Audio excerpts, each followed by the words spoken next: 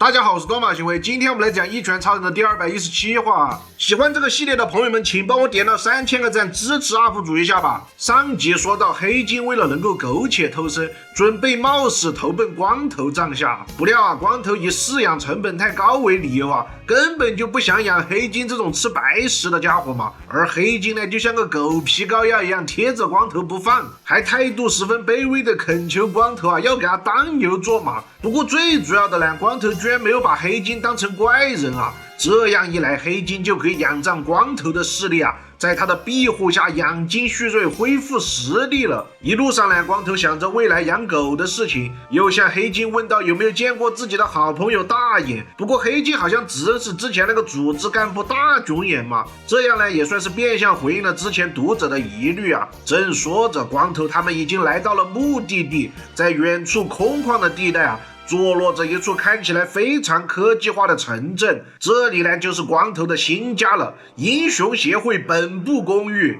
黑金看到自己未来的居住条件还满心欢喜，殊不知他马上就要大难临头了。在英雄协会的大楼中，一位工作人员正在给金主们做楼盘介绍，旁边站岗的一位长得跟耶稣一样的英雄解释道这个英雄公寓是协会用来捞钱的项目，在入住了英雄和相关单位人员之后把剩下的大量房间当作商品房直接卖给普通老百姓。而今天在场的就是那些所谓的上流阶层的有钱人，买下这里的房间对于他们来说无疑是在这充满灾难的世界里拥有了一张诺亚方舟的船票嘛。最近怪人出现的势头可谓是越来越猛了，那什么鬼级怪人之类的那都是家常便饭了。两位英雄虽然多少对富人们的行为感到不屑，但事实上也没有什么更好的解决方案了。这时工作人员开始讲解这栋公寓的最大卖点呢，那就是安全性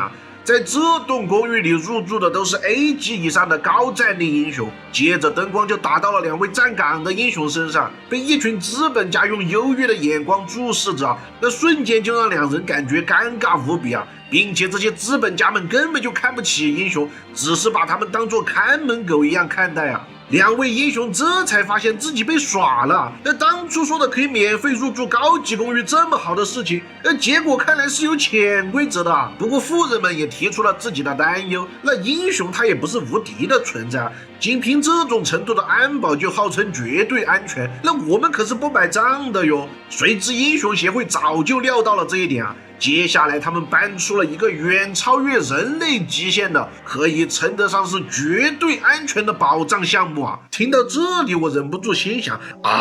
你该不是想让光头来当门神吧？接着屏幕上就出现了机密情报的字样，工作人员向大家介绍了最新研发的机器人应对怪人 AI 防御系统。这是由金属骑士所开发出来的一整套的机械军团，可以通过装置感应到入侵基地的有害因素并对其实施歼灭。而且 AI 的好处在于他们不用像人一样需要休息，可以24小时进行待命，并且他们的战斗能力单只算防御系统就远超过了所有 A 级英雄加起来的总和什么？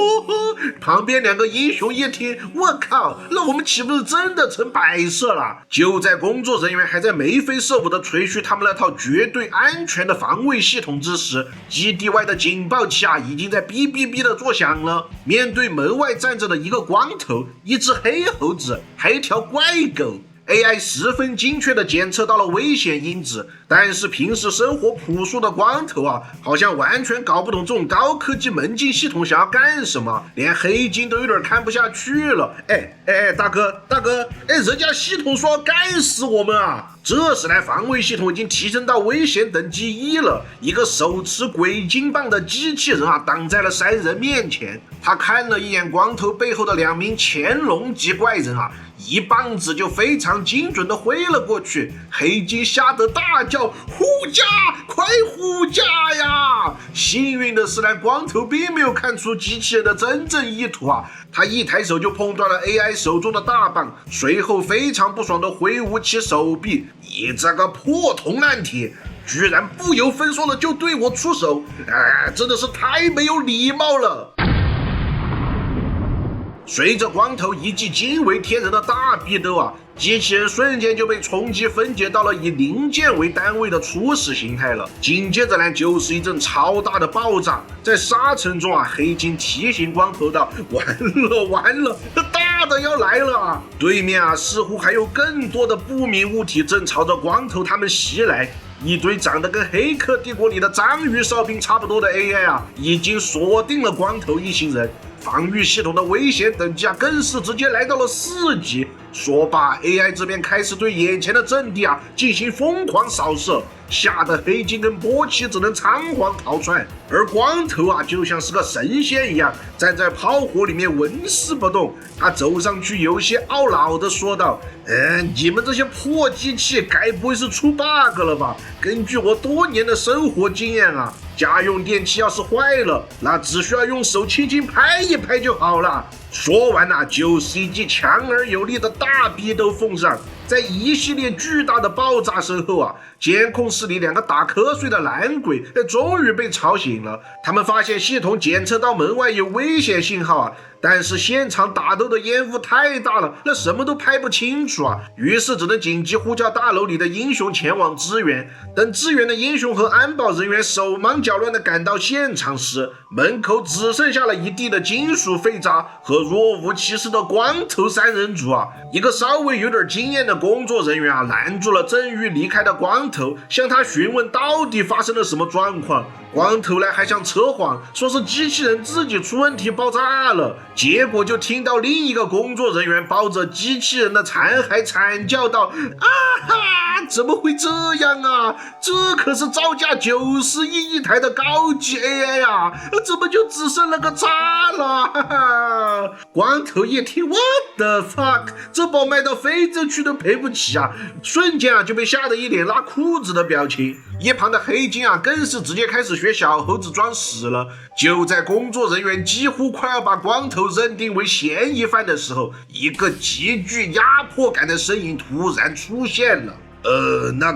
其实我也看到了，那些机器人啊突然就抽风自爆了。我靠，是 King 上前来救场了啊！现场的工作人员一看，那是带明星来了啊，态度马上就实现了2级反转。迫于 King 的影响力和战力压制啊，这个事情不用想也知道，那肯定是不了了之了嘛。不过光头还是一脸凝重的和 King 打了招呼。我本以为啊，他是在担心赔偿机器人的事情，结果呢是他之前找 King 借了个游戏机啊，在怪人协会的战役里啊被废墟给压坏了。当然呢 ，King 是不会在意这种小事的啦。他今天本来也是过来找光头想打会儿游戏的，不过看光头现在才刚搬了新家，忙的是一副焦头烂额的样子。King 也就不便多打扰，自己先回家里面去了。而2个人刚才交谈的各种景象，已经丝毫不漏的被现场的英雄们看在了眼里。现在啊，心里面最慌的那就得属是光头的3个邻居了。我操，不妙啊！那个光头他居然一脸严肃的和 King 上打得火热啊！他到底是什么来头啊？我看他背上背了个草帽，他该不会就是最近刚刚登基的4皇之一草帽突飞吧？看来有必要和你们介绍一下了。这个相貌平平无奇的光头啊，就是隐藏于这部漫画中的最强战力，只用极短的时间啊，便从 C 级晋升到了 A 级的第39位。他是一位兴趣使然的英雄，人称秃头披风。文化结束。